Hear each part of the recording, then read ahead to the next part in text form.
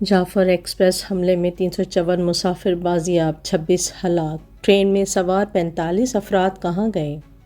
پاکستانی فوج کی جانب سے جعفر ایکسپریس پر حملے کرنے والے 33 بلوچ شدت پسندوں کی ہلاکت اور آپریشن کی کامیابی کا اعلان تو کر دیا گیا ہے، مگر بازیاب ہونے والے اور مبینہ طور پر لاپتہ مسافروں کی تعداد کے حوالے سے ابہام پایا جاتا ہے۔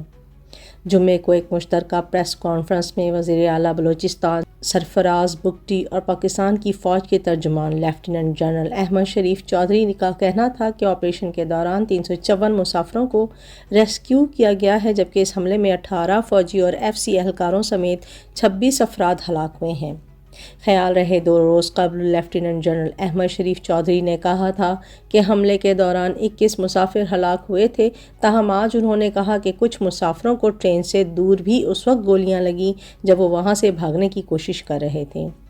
ریسکیو کیے جانے والے اور ہلاک ہونے والے مسافروں کی تعداد کو دیکھا جائے تو مجموعی طور پر 380 کا ہنسا سامنے آتا ہے، جبکہ 2 روز قبل پاکستانی فوج کے ترجمان نے نجی ٹی وی چینل دنیا نیوز کو بتایا تھا کہ جعفر ایکسپریس میں 440 مسافر سوار تھے۔